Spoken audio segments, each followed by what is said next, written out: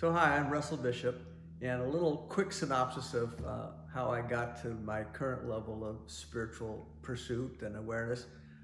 Grew up in a Presbyterian family, hated going to church except I loved it. I hated it because it seemed to be empty except when we sang. Today I know that's because it was the sound current. So I fast forward and I met John Roger, and after I got over my initial mental hiccups about what's he saying, it finally dawned on me that he wasn't saying anything, he was communicating something. He was bringing forward an energy that my soul always rose with. I just never knew that that was the language. So there's a lot of backstory to that, and there's other interviews where you can learn more about that. But I think the really important lesson here is that which I was seeking from the time I was a young boy to this very day today has always been present. It never wasn't. And JR used to say, if you're ever feeling abandoned by God, guess who moved? And I think that's probably the best summary of what's going on the planet right now. People are stressed out around COVID, except they were stressed out about something before that, and they'll be stressed out once that's gone too. Why? Because they focus on that. And I love the phrase, peace is present, but that also begs the question, am I present with the peace? So in a lot of my work with people, I like to ask the question, have you ever been at peace? Well, yeah. Well, where did you have to go to be there? Well, I mean, sometimes people say at the seashore or a park or something, but no, they went to the place inside that was at peace. So if you're not in peace, what do you have to do? You change your focus. So COVID is a perfect example. People ask me, how am I doing in this period? It's what, 9 months now? I go, I can't tell a difference. There is no difference. The only difference is if I sit down and watch the news and I decide to get all wound up about it, and there's plenty to be wound up about, except that when I stop thinking about it, I'm just fine. And so that brings us also to the question of, where do I focus? JR taught us energy follows thought. And for those that may find out a new concept, your body can have a feeling, but it rarely produces a thought. But you can hold a thought and have your body start to feel as though it's real. And so, I mean, there's a lot of neuroscience on that if we ever want to get into that. But the real question is, what are you focused on? What are you thinking about? What difference is that making? Is that the difference you want? And if you focus on the difference you want, you'll start to produce the energy that follows that. And then if you've got a positive thought and a positive energy, now you have something you can act on. And so I wrote an article years ago called Why Positive Thinking Just Doesn't Work. And I really learned that with JR. Positive thinking doesn't work, of course not. Positive action works. But how do you take a positive action without first a positive thought? So there's a lot of people who think positive thinking is around, hey, isn't it wonderful that? No, that's not what positive thinking is. I have a friend who was severely burned in a motorcycle crash. It burned his face off and all of his fingers. He went through several years of rehab. He came out of that. He wound up as mayor of a small town in Colorado. He was a pilot. He was flying to the National Mayor's Conference, and on takeoff, the plane crashed. Now he's paralyzed.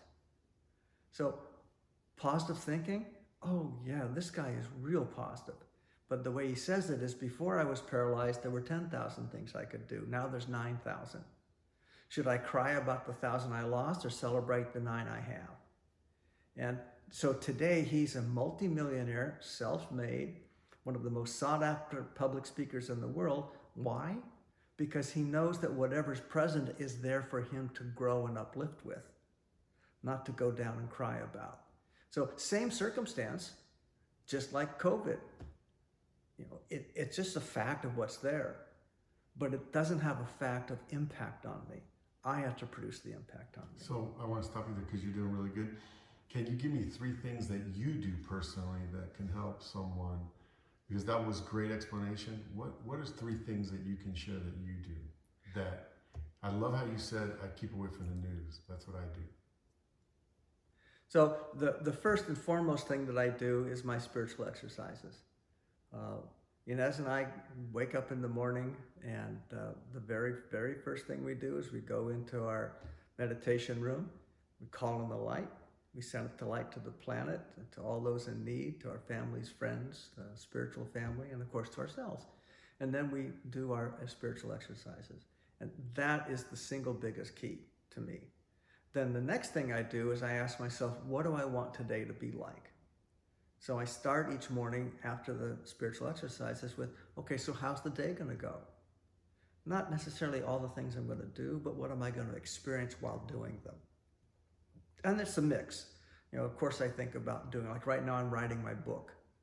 So what experience do I want to have writing the book? Well, so I've got some notes up there that remind me it's full of grace, it's a flow, it's easy. The way I write a book, very interesting. I wrote my first book in 6 weeks. This one will be about 6 weeks, start to finish. I sit down in front of the computer. Before I do anything, Father, Mother, God, I ask for the light of the Holy Spirit, the Christ, the traveler, and the preceptor through John Roger to guide and direct me in what I'm about to write. Reveal to me that which is to be seen, said, and shared. And then I just go. And I don't have notes. I don't have note cards. I don't have anything, except I have everything, because it's that energy coming through. And that's really important. It's the energy that's always present. So I start the day with SEs. I next focus on how I want the experience of the day to be. And I think the other really important thing is at the very end of the day, when Inez and I are in bed before we go to sleep, the first thing we do is we do a forgiveness process. JR taught us that very well. He says, anything that I did today that caused me to feel bad about myself, and so I forgive myself for judging myself. And the next thing that we do before we go to sleep is gratitude. What is it that I feel grateful for in my life? What is it I feel grateful for about you, Inez? And then we go to sleep on gratitude. So those are the three most important things. Call on the light, create the focus I want for the day, be grateful for that which showed up. So all that goes back into that thing I mentioned earlier. There's only one energy, and energy follows thought. And that's one that most people stumble with quite a lot. What do you mean there's only one energy? Well, if we look at anything, whether it's this camera or our bodies or the rock outside, as we know in basic physics, the universe is made up of energy. And it just shows up in different forms. Some look like they're not alive, like a rock, and some look like you and me walking around, but it's just energy assembled. We know from physics that you can't do anything about the energy. You can't create it, you can't destroy it, but what you can do is put it in different forms. So one of the questions then, which goes to your earlier one about, well, what's a good secret for the day? Where do I want to put my energy? Because where I put it will then begin to manifest. And so if there's only one energy, and energy follows thought, then I'm responsible for my experience based on where I put my focus. Now, I think one of the things I learned from the chief really, really well is that he is an illusion. Because he would show up one day looking one way and next day a whole other way. And you read the discourses, and one time he says, hey, feelings, don't even bother with them. They don't count. And the next day, they're really important. Well, what's he doing? He's giving my brain something to think about, to be distracted by, so that the other spiritual work can begin to take place. And so if we understand that, there's just this energy out here. It's neutral. It just is letting us be however we want to be with it. But we're the ones being with it. It's not being anything different. Now, one of the things that I love about this whole notion of energy follows thought is that Jar always used to say, you're not responsible for the thoughts that come into your head, only the ones you hold on to. Well, now, what's that mean?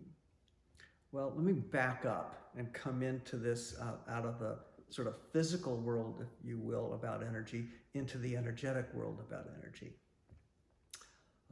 Right now in this room, and wherever anyone listening to this happens to be, BBC radio is playing, except you're just not hearing it.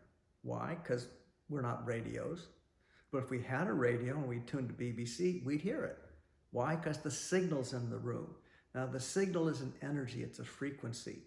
And so is TV. And all kinds of other signals are in the room. Thoughts happen to be signals.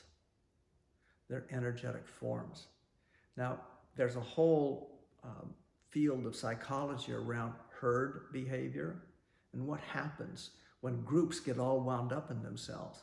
Well, somebody can start to hold a thought very powerfully, and it could be usually a very negative thought. It can be very hysterical on the upside of it, but a very positive and a very strongly held thought has an energy frequency.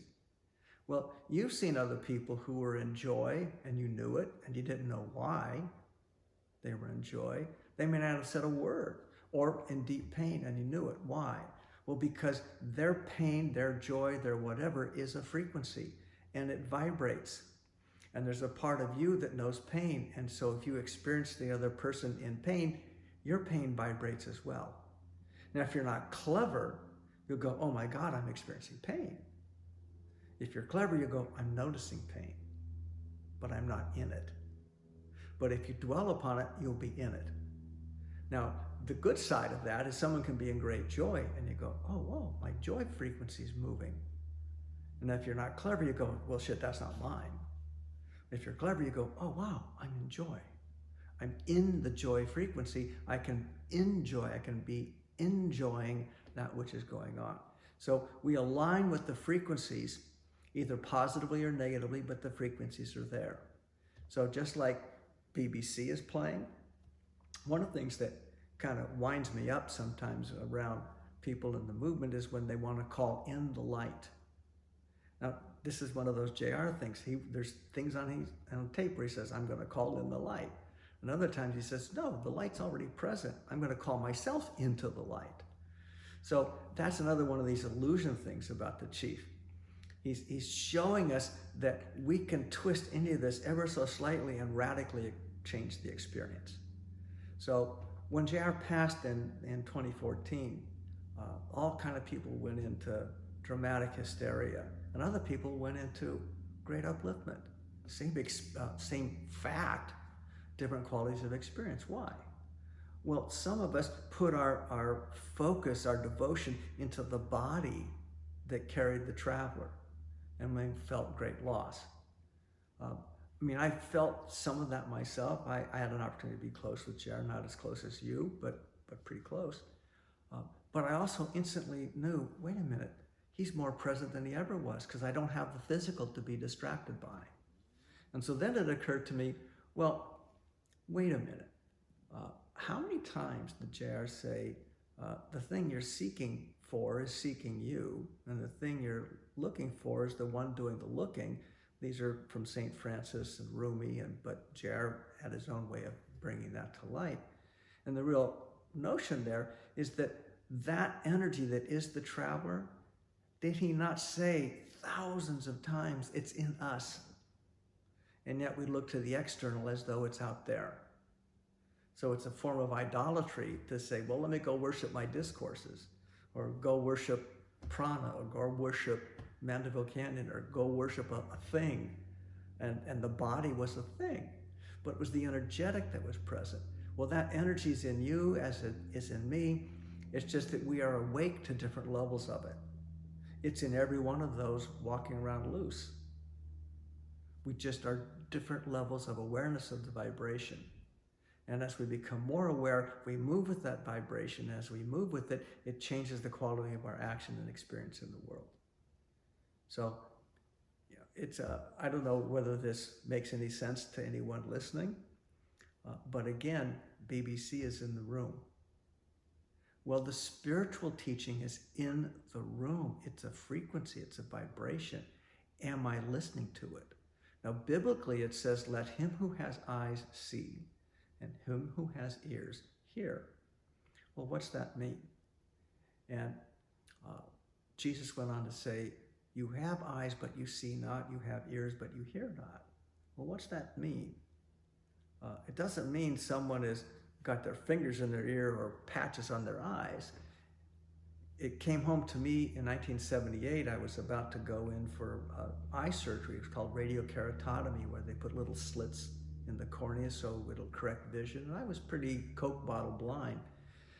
Jared talked to me the day before I went in, and this was September '78, and he said, you know, Russell, the problem you're dealing with now is physical, and the surgeon can do a lot of work to help there. Surgeons can clear a lot of karma under the knife. He said that a lot. He said, but the problem that you're dealing with, whereas it's now physical, the source is not. What do you mean? Well, the source has to do with you straining for years to see with your physical eyes things you can only see with your spiritual eyes. And I went, oh my God. And a whole lot of dominoes started to click together. Back in church as a kid in the Presbyterian, why did it seem so hollow and yet so uplifting? Because the word level wasn't it, but the energetic level that came in the sound current and the singing, that was lifting. And that's when I began to go, oh, so I was hearing the sound, I just thought it was the singing. But it was the carrier wave that allowed the sound current to be present. So now, starting in '78, with that little bit of awareness, just a little crack, an opening of the egg, JR began to be able to work with me in a different way and show me, without ever showing me, how to see with my spiritual eyes. To coach me without ever specifically saying, here's how to listen, but coaching me, well, listen, because there's a deeper message in there.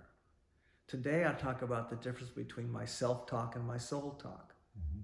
My self-talk is the one that's critical. I have an amazing critic. People feel criticized around me all the time, and I'm going, what do you mean? Because whatever they're experiencing is nothing compared to what I do to myself. And yet, if I'm in that critical space, it's a frequency. People pick it up. You know, Jared told me once in a seminar, I was really frustrated with this person we'd been sharing with. We were doing an Insight One together. And on the break, he said, you know, Russell, you can say something to somebody, and I can say exactly the same thing. And with me, they get it, and with you, they fight it. And I kind of went, yeah, what's your point? And he said, well, no, look, the message is the same, but the carrier wave is different. Now, BBC is a carrier wave. The content that rides on it, the programming changes hour by hour, but the carrier wave is always the same. So my carrier wave, Russell, is loving. So before I share anything with anybody, I load up the carrier wave of loving, and then we put the message on top of it. And the first thing they experience is loving, and then the message. You load up the message with criticism. Now, it's not a bad thing. You're not trying to hurt them. You're being very critical. I am too. But my criticism, my critical seeing doesn't come with criticism on it. It comes with loving on it. It looks in and says, if you only did this, things would lift. And I say, if you only did this, things would lift, but the underlying message is, you idiot. So he taught me, and I still work on it every day. Can you communicate with the loving carrier wave? Because then the information is receivable. It says the really smart people will get it anyway. They just won't like you. And I've had plenty of that. So if there's only one energy, it's all around, it's always present, it never wasn't present, it always is present, so JR's body died. Well, now what? Well, that to me was a little sign that says, go even more inwardly, because there he is. And what I kept hearing in my SEs, I say hearing with the inner ears, what I kept seeing with the inner eyes was, it's a time to upgrade my ministry. So when I got ordained, the ministerial blessing was around clarity, and I think clearly speak. My apologies. I couldn't hear what you said. Oh, God. Is that Alexa or Siri? That was Siri. Oh, because you hit an S. Oh, Jesus. Let me... It's perfect timing because I wanted to ask you something. Okay. Just, there's something that I want to get that you really, when you said soul talk and Self-talk. excellent. I know exactly. I talk a lot about this. I also use intuitive talk, critical talk. Great. Interesting. You brought up carrier wave and then the other. I put loving first, then the message. Yeah. That would be a good thing also to tell ourselves that in the critical talk. So, Yes. So in USM, we talk to that. We gestalt and talk to that voice and Yes. say, listen, I know you're being critical. How'd you like to put some loving in front of that and then tell me the feedback anyway? I mean, do you do that? How do you settle your, because it would help others as well. How do you how do you calm down or gestalt your critical talk and say, hey, I got it, thank you. So when I'm in that critical space, whether it's being critical towards me or critical toward another, if I'm really in it, I don't notice. But when I do notice, it's kind of interesting. When a person's in peace, they don't notice they're in peace, they're just in peace. When they're out of the peace, when they leave it, when they change their focus, then they go, oh, wait a minute, I was just in peace. So similar kind of thing. When I'm in criticism, I don't notice. When I come out, now what? So that's where the power of forgiveness comes in. I forgive myself for judging myself. Now, I don't have to change anything at that point. Just notice. But one of the powerful things I do, I was trained as a Gestalt psychologist. So I love to do Gestalt exercises. And for those who aren't really familiar, it's a way of, we used to call it a two-chair. I put a chair in front of myself, and I sit in one chair, and I say something, and then I get up and physically sit in the chair opposite, and I answer back from another part of myself. Now, I mentioned self-talk versus soul-talk. Well, the self-talk is the one that will say, careful, look out, that may not work, what a kind of crazy person are you, what kind of crazy person are they, that kind of thing. But the soul talk, which has a very soft voice, it's easily spoken over by the self-talk, but it's always there, ever present, just like JR's ever present, the traveler's ever present. But are we listening to it? It will never inflict. I mean, how many times did JR say that? We cannot inflict. You have to be invited in. So what do? I go inside. For those of you who went through inside, I go into the sanctuary and I put in two chairs. And I put myself in one and I put my soul in the other. And then I have a dialogue. Self says this, get up, move over there. So what does your soul answer? The way I first started doing that was I would deal with an issue. Something I wanted to resolve or something I wanted to shift or change or how am I supposed to serve, any of those kind of things. And I would go into the sanctuary and I would use that people mover and I would invite JR to come in. Sometimes I say, may the inner master come in, because sometimes the traveler will show up in other forms. It doesn't have to look like JR. It could look like anything, because JR said he'll use anything that's working for you. So anyway, I'll just use it as I use JR. So I invite JR to come in. Now, sometimes we just stand, sometimes we sit. And I say, so here's what I've been thinking about it. Here's what I've been considering. Do you have anything to say? And then let JR have a voice inwardly. And all of a sudden, information comes in or new perspectives. It's that, have you considered? Well, what about? And it's never do this. It's always another question. Well, what do you think about? Or have you considered that kind of thing? So when he passed, I kept getting this inner notion about the ministry. And then it occurred to me, well, I was ordained in 1977. Now it's 2014. That's a few years apart. Geez, do you think everything's the same? No. So I started asking myself, so what was the ministry about when he ordained me in 1977 versus what's being called now? And I think that's a really important notion. How are we being called today? What is Spirit asking of us today? Not what am I asking of Spirit? How is Spirit asking of me? And if I go inside and I say, Jack, here's what I'm thinking, here's what I'm hearing.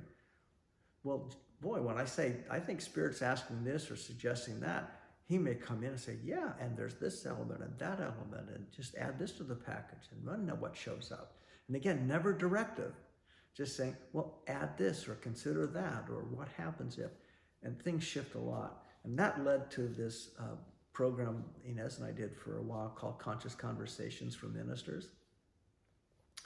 And the basic frame of this 2.5-day workshop was to sit down with the ministers, have them share their ministerial blessing, have them dialogue in little trios about what they were thinking about. So we'd ask the question, what was present when you got ordained, whenever that was? What's present today? How's that different? And then go inside and invite the traveler in and say, okay, now tell me about my ministry then. Tell me about my ministry now. How can I serve now? JR, you're not here physically anymore. What's that mean? And most people go, what it means is I need to step up even more. And as I do, the traveler's right there with me. And what's interesting is if I pull back, the traveler's right there with me. Because the traveler never leaves, I just leave my focus. So the real good question for people to ask, and I think it's a daily question, how am I being called? Now, Jared always used to say he would never get out of bed in the morning till he was clear about serving Spirit today. You know, choose you this day who you shall serve. For me and my house, we serve the Lord. Until he got that, he didn't get out of bed. I can't say I do that, but that's a really good aspiration, is to ask each day, and how would you have me serve this day? So again, energy follows thought. There's only one energy. That communication is ever present for all of us, but will we attune to it? Will we notice? Or will we let the self-talk yammer on top of it and distract us from the inner dialogue and the inner message? So that's kind of what I think about that kind of stuff.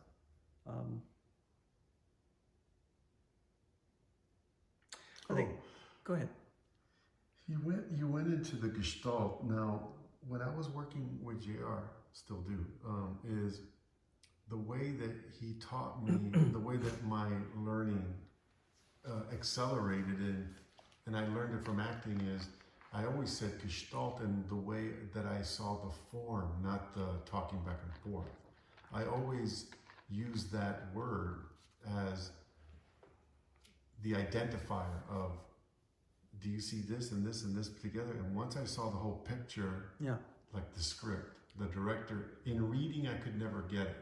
In him talking to me about it, I got it. So a lot of my lessons with Gerard were oral. They were like, do you see that? You see his face? You see that? And then I would go, see it, gestalted. Mm-hmm. Is that an actual term? Oh, yeah. Okay. To Gestalt Can you is go a into that? German term meaning the whole or the complete. And so when we ask if someone is gestalting it, you know, there was a book called Stranger in a Strange Land, and they used the word grok. Do you grok that? Well, it's the same thing. It's like, do you get the wholeness irrespective of the parts? And so in Insight, we talked about symbols versus experience. So there are actors who can read the script and do dramatic readings, but there's no experience to it. It's not real for them. So that's why a lot of different acting schools have people, imagine you're a rock who's been abandoned for the last 10,000 years and now you're waking up. You know, they ask people to do weird things, so they move into the experience of it. And now you can draw on that experience in the acting, but you can't draw on it till you imagine, well, what's the experience of that character? What's the experience of the interplay? What's the whole experience? And now if I serve the experience, and that's why you had people like Robin Williams who could do amazing things with the directors initially would tear their hair out, and then they go, oh my God, what's he doing? He's moving on the energetic flow of this beyond the limitation of the script. So are people living the limitation of the self-ascribed script for life? Or are they moving with the spiritual awakening that's always full? Even in the presence of a COVID, it's full. So, there's the old joke about, is it half full or half empty? And I was teaching a group of engineers once, and some smart ass said, neither. I said, what? He says, it's poorly designed for its intended purpose. So, are we poorly designed for our intended purpose? No. In fact, what's really interesting about the capacity of a being that's human, different from a rock, the rock will be a rock, it will be weathered down and turned into dust over time. But a human being can expand, and once it's expanded, it can expand more. Yeah. Why? Because we are an energetic, not a form. So people get lost in the world when they focus on the form as opposed to the energetic experience. Because that's expansive. It's extensive. It's ever-present and omnipresent. That's why you can take an insight or a discourse or a JR seminar, and you can do it in Bulgaria, and you can do it in South America, and you can do it in Russia, and you can do it anywhere. Because it's not about the culture or the language. It's the energetic that's ever present, always present. So, can you talk about this? This has been happening with me. I'll have an anecdote, like if you can do some anecdotals of how they relate now, because in the nowness, I don't have 26 years with JR. I would go to him and say, tell me what to do. And then as I'm going through life today, I'll flash back on like, oh, that's what he meant. Let me use that. Does that relate to, does your anecdotal experiences relate to you now in what you're doing now? Yeah, let's see.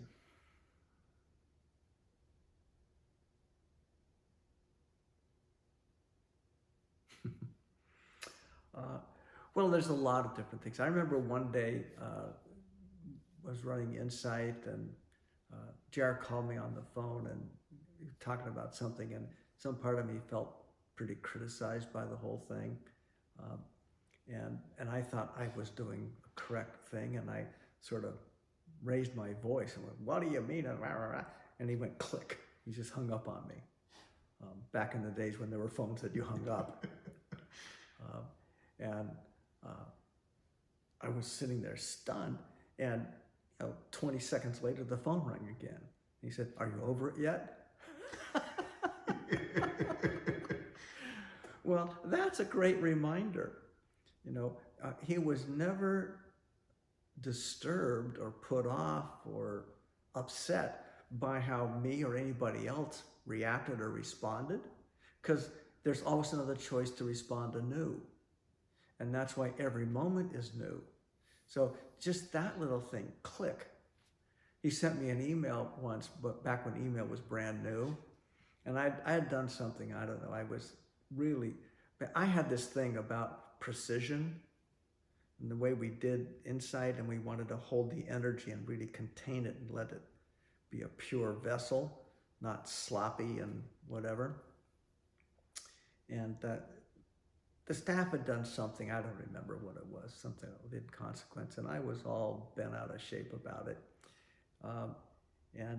So Jared sent me an email, and again, it was the very earliest days of emails, and you had to print them.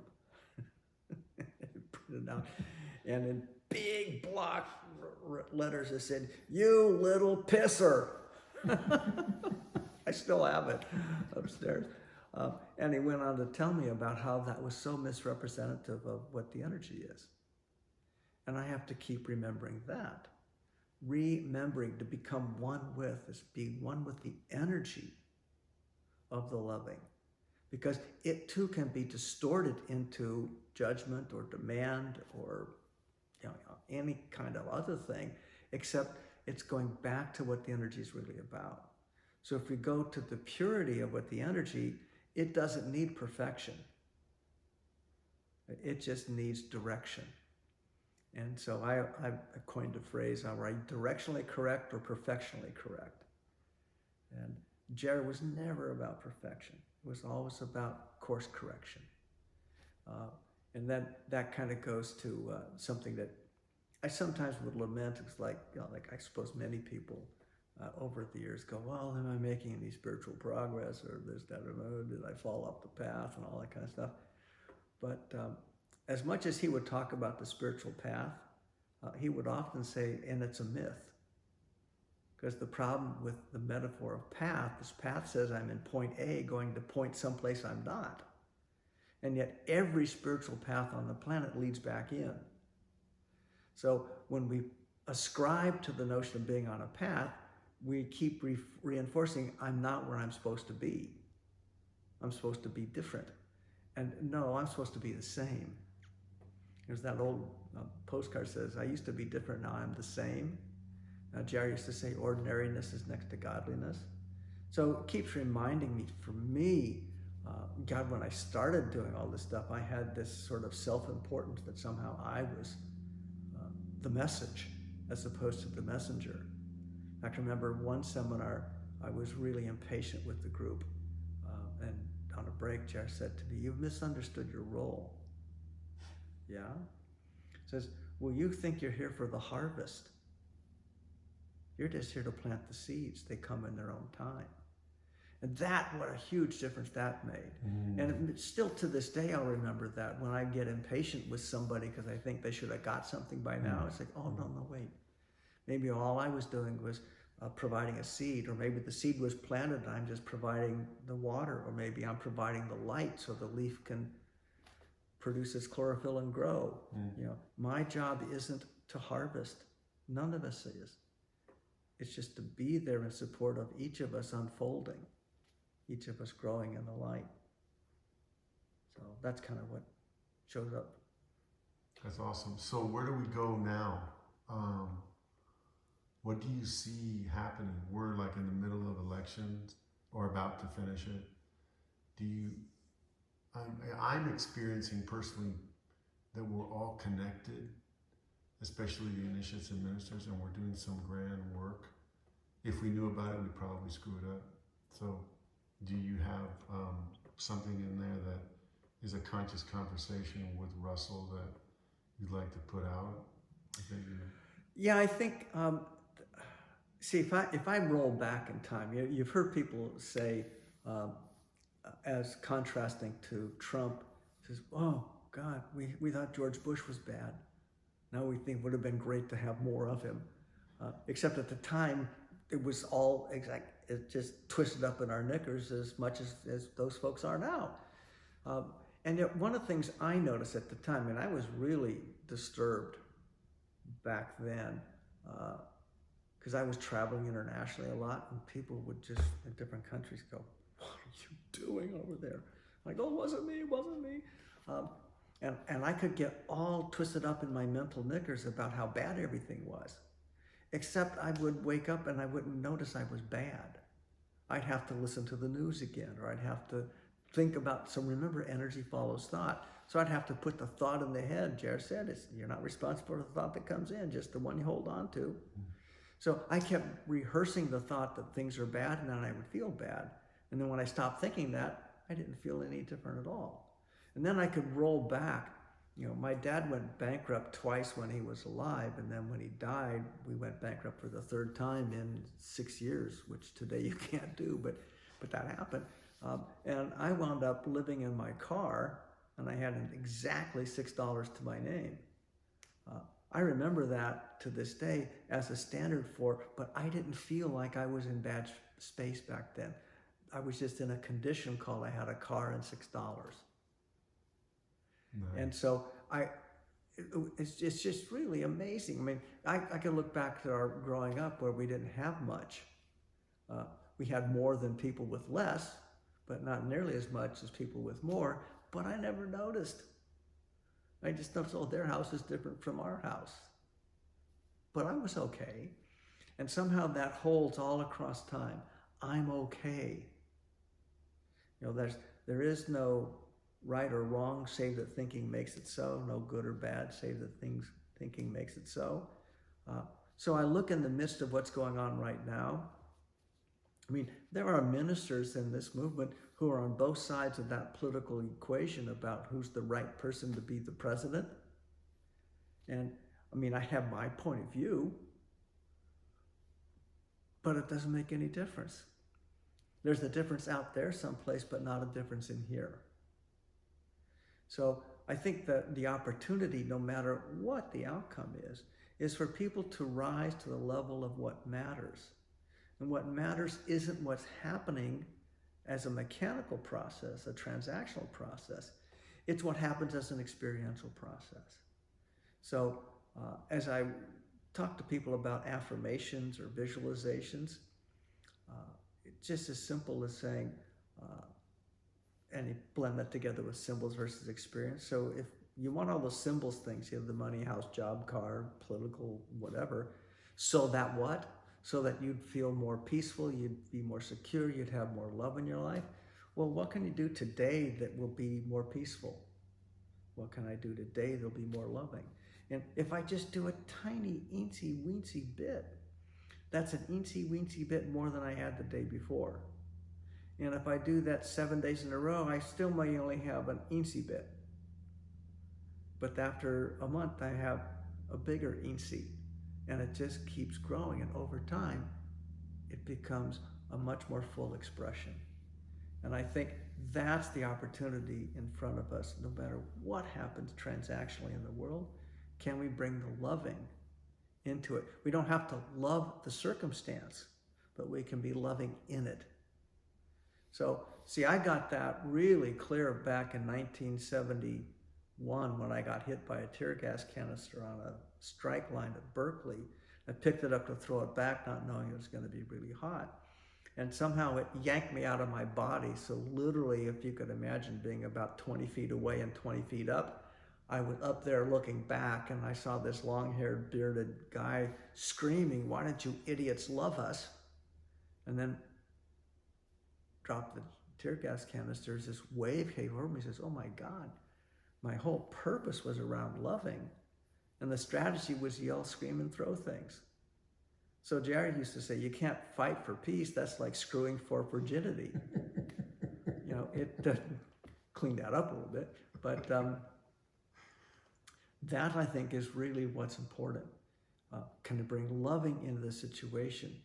You know, Viktor Frankl was a perfect example of that in the Nazi concentration camps where they killed all of his family. And he survived only because he recognized that the only freedom they couldn't take from him was his freedom to choose his internal response. And that was the anchor point of human dignity. And he thought that when the Nazis could break someone of their human dignity, then they weren't human. You could just destroy them because it wasn't human. But they could never destroy him. He did lots of acts of kindness for other prisoners, but he maintained that dignity of he could be free. And that's our choice. Am I going to be free because the freedom is, or am I going to be free because I have a bunch of conditions on it? And if it's not this, then I need that and that and need the other thing. And there's never enough out there to fill the space that's already full. So I think that's a real big opportunity. Now, if I see, quote, injustice in the world, on the one hand, I can sit back and go, well, that's their karma. And that's true. But what if my karma is to engage? You know, Jared used the metaphor, if you're on the beach and you see the person drowning, do you go save him or just go, well, that's their karma? Yeah, maybe their karma was to be in the space of drowning so they know what that was like. And then your opportunity, Russell, is to clear your own past karma and go save them. So there's no wrong or right in all of that. It's just about the quality that I bring into it that matters. At least that's how it seems to me. So I'm listening, and my hit is, I want to reframe something. So you gave me some anecdotes that were some cool corrections that he gave you. Do you have some anecdotes in which you're on stage with him and he's showing you awarenesses and anecdotal things where you went, wow, I saw this and that. So it becomes more balanced. Because the pisser is great, but I want to know the great things that you got in an anecdotal thing that kind of carry you today. Well, when we were on stage, I mean, I'm sure you've seen, and many people watching this will have seen Jay on stage with somebody else. And they're plugged in. And you will have seen a lot of times where someone else is on stage with them and they're just very demure, very pulled back until Jared's to go do something. But there are others, and I was fortunate to one, when I was on stage with them, we would just move in a harmonious synchronicity with one another. I think once in a while, to counter what I was about to say, I almost never felt reluctant to speak while he was speaking. Why? Because he was showing me how to be on that phrase or on that frequency. And if I'm in the frequency with him, I'm not trying to see what he's seeing, I'm seeing what's being shown. And that's different. Some people, he would even say to some people, don't do that, because they would try to go inside and see with him, and that would disturb him and the whole thing. But if you're being shown the same thing, that's different. So sometimes he would be going down a line with somebody and it wasn't landing for them. And I would have, or maybe it was, but I'd be shown another thing to say or another thing to share, and I would just go with it. And he'd go, oh, yeah, that's it. And so we would just vamp like that. And I would illuminate some of what he was talking about. He would certainly illuminate what I was talking about, but showing me in real time how to move with it, how to subtly twist it. It's like when you twist the cube and you see it differently. I don't know how to describe that other than just being with it and trusting that if I'm coming out of a pure intention, there's no wrong thing to say. And if it's said incorrectly, the correction will show up. I remember a time running a seminar at the Universal Sheraton in Studio City, and we had about 200 people in the room, and there was some guy there who was an actor. Wasn't terribly well known, but the classic, tall, dark, handsome kind of guy, and he was really stuck. And I'm sharing with him, and I just had this thing, I'm gonna go till hell freezes over to get somebody through a thing, which Jared helped me correct on too. Says your job isn't to save them. Jesus did that already. So anyway, the guy's really stuck. And something that's been around me forever, from the time I was the littlest boy, but it just showed up, and I just said to him, Frank, you remind me of a Corvette. He goes, what do you mean? I says, well, Corvettes, they're sleek, they're sexy, they're powerful, and they're made of plastic. And if you bump into one, it shatters. And he just burst into tears. And he sat down and he just couldn't go on. And I said, well, that's okay if you can't go on. We can return to this later if you want. He came up to me on a break and he said, how did you know? I said, know what? I collect Corvettes. Well, that how did you know has been around from the time I was the littlest boy.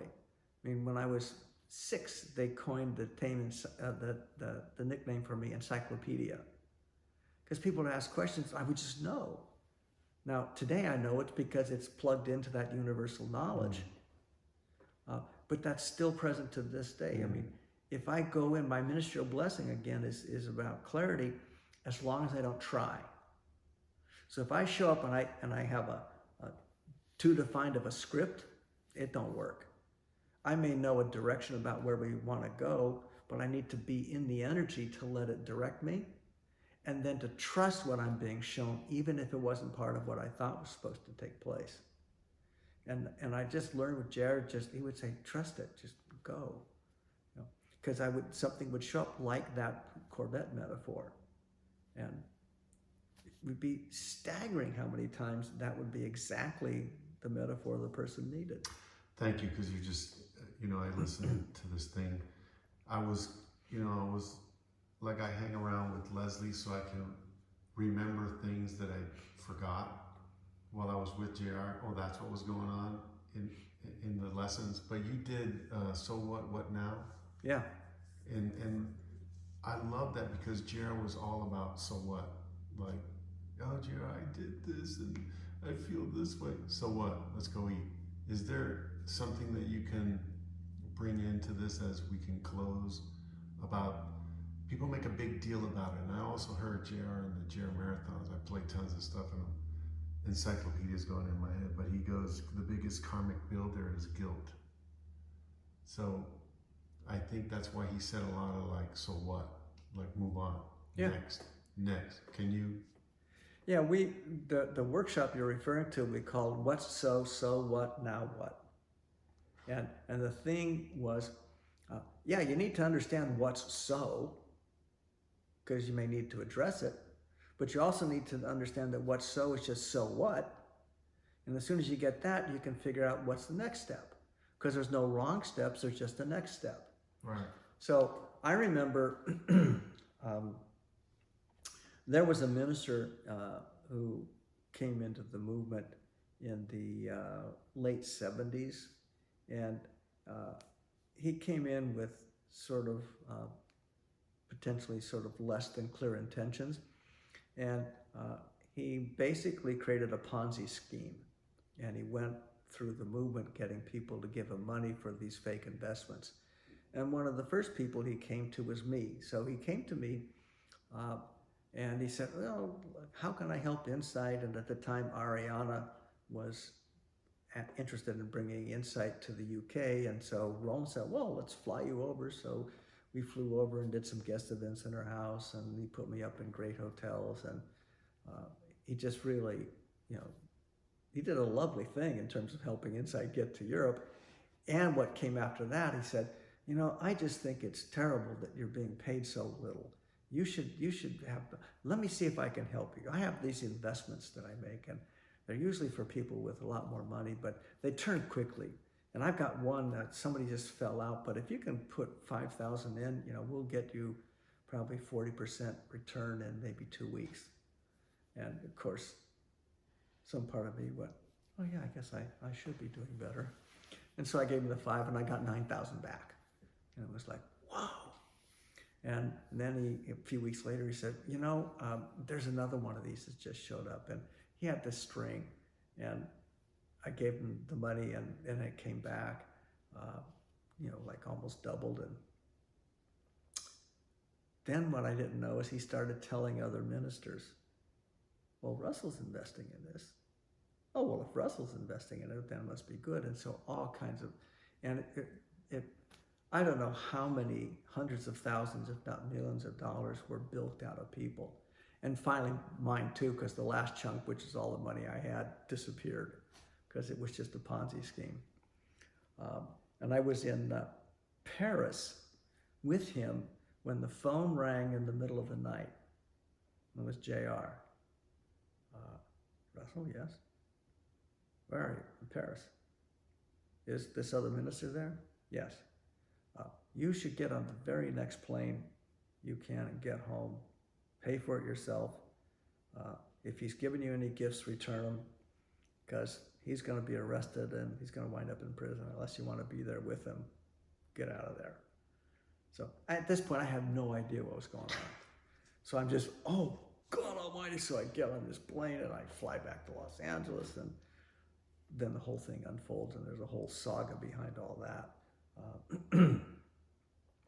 So you may have seen a photo of me with JR. We're sitting at a retreat center in New York, and I've got shorts on, and he's just reaching over, touching my knee. That particular seminar, I was feeling so guilty about all these people who've been damaged on all this kind of stuff. And he just reached over and he touched me and he said, it's all forgiven. Oh, whoa. Then a couple of years later, I don't remember exactly why, but I didn't have a car. Maybe it was being repaired or something. And so he loaned me a Subaru that was one of the stable of cars that people kept donating to him. And I was over at a bank in Brentwood, and those yellow concrete posts that are designed to protect something. Well, I didn't see it, and I went all down the side of the car, and I went, oh shit, I just ruined JR's car. So I called him, and he said, well, look, that's okay. And when I brought it over to Mandeville, he said, yeah, it's got yellow paint on it, there's a dent. Okay, fine. It's okay. It was just, that's what's so. Now what we do is we get it repaired. It was like, whoa. That's what I loved about it. Yeah. Now, if I got twisted up in my knickers about it, then there'd be another energetic to deal with. You know, like if I tried to defend it, that'd be a different story. Because there was nothing to defend. It's just a thing that happened because things happen on the planet. So it was very, that lovely distinction between the thing that happened and my reaction to it. I think that was a wonderful ongoing lesson. Wonderful ongoing lesson. Well, I think we're good. Is there anything that you that we missed that you can finish it up with a Beirut and say something to Jer? Whatever you want to do. Yeah. I guess the only thing I would say is it's absolutely time for all of us to open our spiritual eyes, open our spiritual ears, hear the spiritual guidance, and just remember that this external is all the illusion. It's the inner calling that really matters. And we're all called. But as he said, many are called, but few are chosen, because few choose back. It's our time to choose back and bring this ministry to life. We don't need the physical JR. We need the spiritual JR. So that's it. God bless him. Thank you, Wish we Russell. can. Pleasure.